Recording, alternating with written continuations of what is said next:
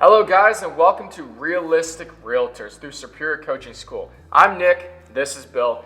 This is volume 1 of success planning. And you know what? We are all about taking action to improve your business now. We keep it real because others don't. So today's topic, goal setting.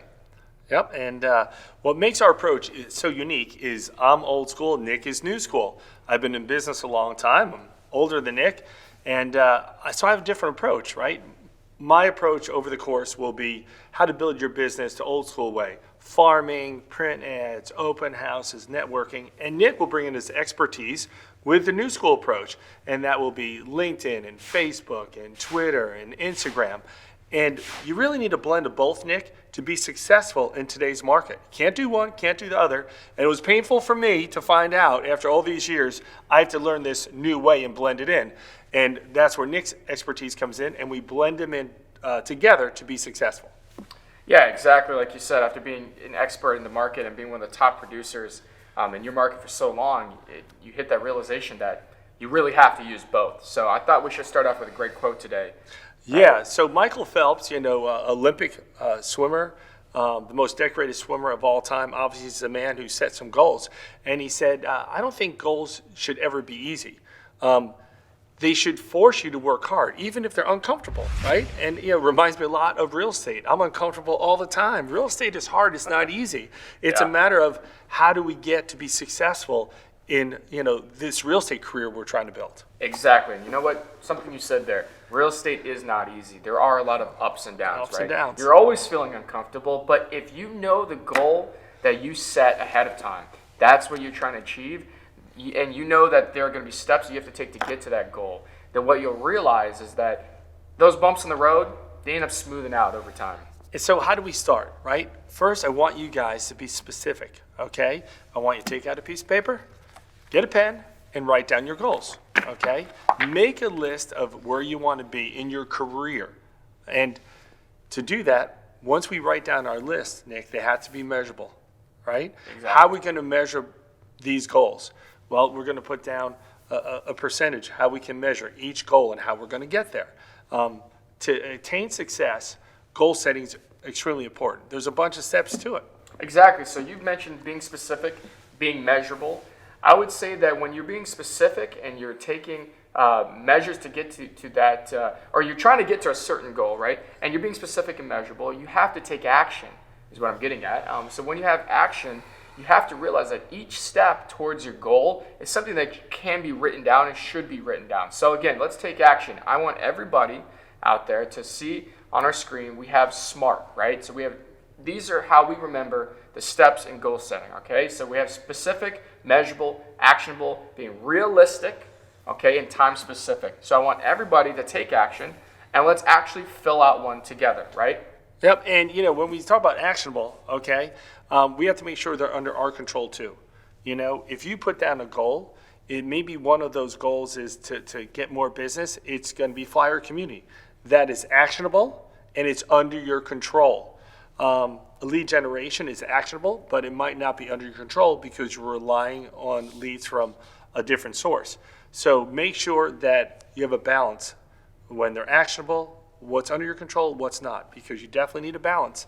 And also, Nick, you want to talk about, realistic goals. Goals have to be realistic too. Yeah, I think that's a great point. Goals do need to be realistic. And when we're talking about being realistic with your goals, again, we keep it real as realistic realtors. That means what we want everybody to achieve something or to aim for something achievable, right? So, you brought up the quote with Michael Phelps, which I think is great. We want to push ourselves.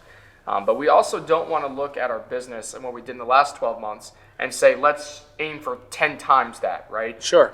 Let's shoot for a goal that's reasonable and can be attained based on what we think is going to happen in the next 12 months. And Nick, that's a great point because I see so many other realtors out there, and they're trying to coach people and tell them that they'll get them 100 listings in a year.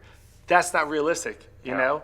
If you're out there doing $1 million in a year, we can definitely show you how to get to $5 million, We're not going to show you how to get to $30 million in a year. That's not realistic. Yeah. I did not build up my business, in 1 year. It's been 14 years, and every year grew a little more. But to your point, you did work on it every single day, which I think is very important. That Sure. when we're looking at, again, just keeping it real with everybody, you got to take action every single day. It's got to be something that we really think about and are committed to every day. So one way we do that, let's actually fill one out together. Yep. Yeah, let's fill one out together, and we can see that in our workbook, we basically have our goal setting worksheet, and we have sales volume.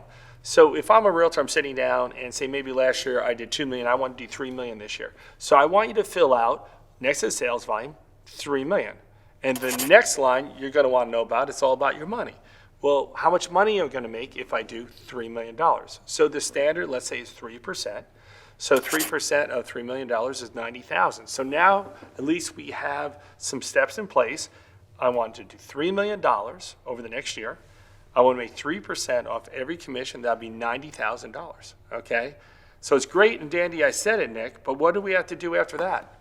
Well, after we say it, we have to reverse engineer it, right? We want to say, okay, in order to get to that commission, in order to do that much volume, how many listings are we gonna take? Yep. How many buyers are we gonna work with? And then you can break it down further beyond that. But I think it's first important to decide in your business over the next 12 months, right? Because we're planning out over the next year. Where are we going to be in terms of our business? Are we going to be primarily a listing agent? Are we going to be primarily a buyer's agent? Are we going to mix a little bit of both?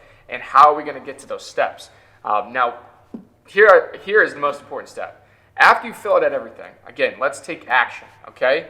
I want everybody to fill these out and print a couple copies. Now, Bill, where are some great places to put these copies? So when I first started writing my goals, I would do it on December 31, right? I was actually excited, for New Year's Eve. This is what I was more excited about, okay?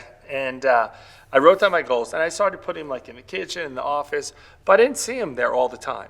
So then I decided, write out my goals, and I scotch tape them to my bathroom mirror. Because what I realized, Nick, at least twice a day, I'm gonna be brushing my teeth, but more importantly, I get up in the morning, my brain's clear, and it's right there. I can see my goals plain as day. I'm brushing my teeth or shaving, washing my face, and I can review them in my head, okay? And the most important thing is that I visualize them. And the first year I did that, Nick, guess what happened? I hit every goal at the end of the year. So the next year I did it again, and I decided to challenge myself a little more, make some of these goals a little harder to attain. I got very time specific. I broke it down to kind of quarters to, make sure I kept going in the right direction. Then I noticed something. I noticed one day that there's some scribble on the bottom of my goal list, and I see beach house, in-ground pool. My wife, who made fun of me the first year, saw that all the goals came true. She decided to add to my list. It's a magic mirror. So now it's our list. Yes. So Nick brings up magic mirror. So my wife calls it the magic mirror. So we have our magic mirror, and that's what we do every year.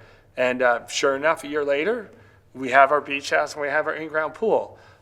So besides your business goals, you can add your personal goals to that list. But I like that they're visual, they're measurable.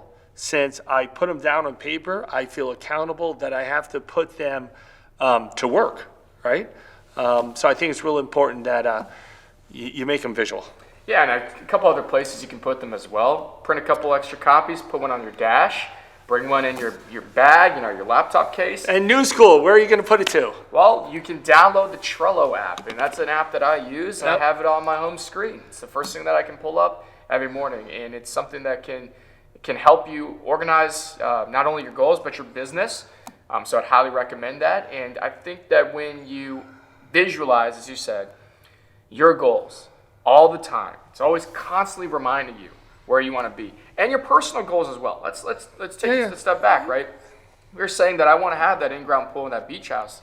You're gonna have to kind of calculate, okay, And sell more houses I'm to gonna get sell it. more houses. What commission do I need to make to get to that point? And so, again, make sure your goals are aligned. Yeah, and the new school of it, no, so the old school, I told you guys to do what? Write it down, paste it on the mirror, put it on your kitchen fridge, right? You're going to see it.